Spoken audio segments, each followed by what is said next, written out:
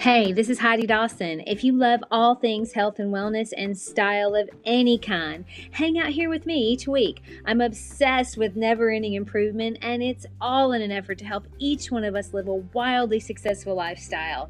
Subscribe today so you don't miss a thing.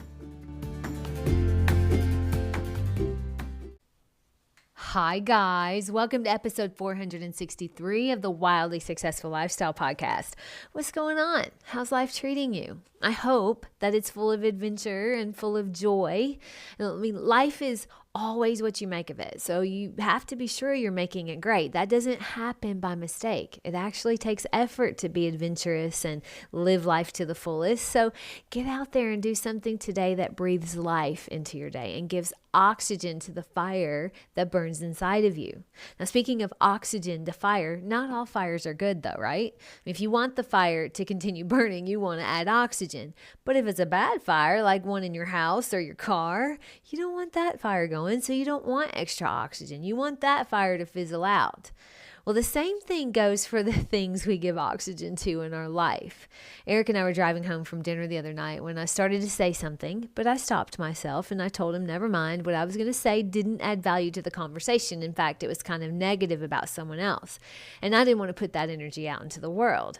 I said I had been really working on that, and if it's not nice, not saying it. He smiled and he said, okay, well, I need to work on that too. He didn't press me for what I was going to say. He just let it be. I appreciated that, because oftentimes someone would press you to give up the juicy details so that they can be in on the drama too. But that isn't what happened. I kept it to myself, and it kind of lost its flair and fizzled out to where I don't even remember now what I was going to say. I didn't put negative energy out into the world, which allowed it to fizzle out. And Eric also allowed it to fizzle by letting it go and not pressing me on it. Now, he was probably curious, but I imagine that also fizzled out quickly as well. What we put out into this world is what we get back. We intentionally did not give oxygen or fuel to the fire of gossip and negativity. Have you ever seen those videos where the firefighter says this is why you don't open the door if you suspect there's a fire outside of it? And they show the fire exploding because of the extra oxygen given the fire by the door opening. That's where that saying, don't add fuel to the fire, comes from. I can remember my mom telling me not to add fuel to the fire if my sister was getting in trouble or some drama was going on and I was getting in the middle of it. A fire will fizzle out eventually if it's deprived of oxygen. But have you ever thought about how the same thing is true of gossip and negativity? I mean, the reason gossip travels so fast is because everyone keeps giving it oxygen. We give it airtime and fuel by talking about it. If no one gives it oxygen, it fizzles and dies out and the drama's over. But it is so tempting to want the drama to thrive, unless, of course, it's gossip or negative attention about yourself. And then, of course, you want it to fizzle out immediately. I mean, but our brains just love drama. But is that the kind of energy that we want to put out into the world? Because you do get what you put out.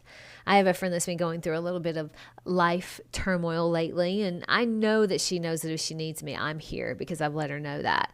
But we don't just sit around and stir up the turmoil of her life by rehashing it over and over. I asked her the other day how things were going just to let her know I cared, and she said, it's a little rough right now, but I don't really want to give it airtime, so just know that I'm good and it's going to be fine. Now, I was a little curious what was going on and what she meant by that, of course, but I didn't press her because I know that giving negative airtime breeds more negativity. Just like giving fire oxygen can quickly make it blow up, giving oxygen to negativity does the same thing.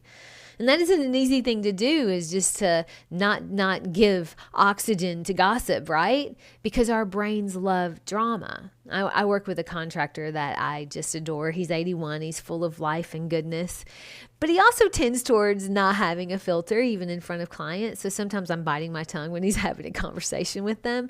One morning recently, we had started a project a little early, which I found out at the very same time my client did, when my contractor let us know that he had got a little excited and jumped the gun. So now the project was going to have to sit without having any work done for 2 weeks because the materials weren't in. And oh, by the way, the framer had to be on another job anyway.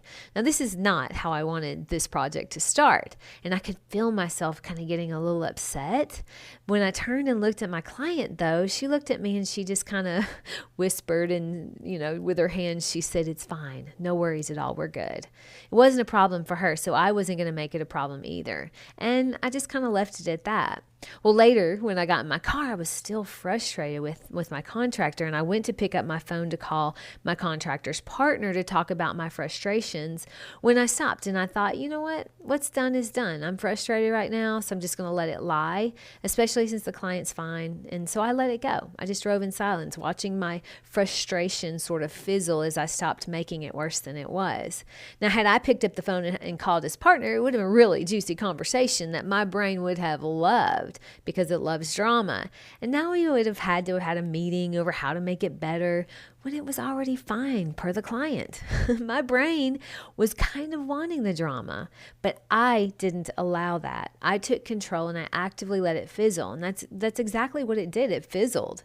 Now, a few days later, his partner and I were meeting at another client's home, and she mentioned the early start, and we had a little laugh about it. And she said, "We'll make sure that doesn't happen again." And I said, "I know that." And that was it. No drama needed, no oxygen to the negativity, just calmness and the knowing that next time the start date is going to be better. It'll have better timing.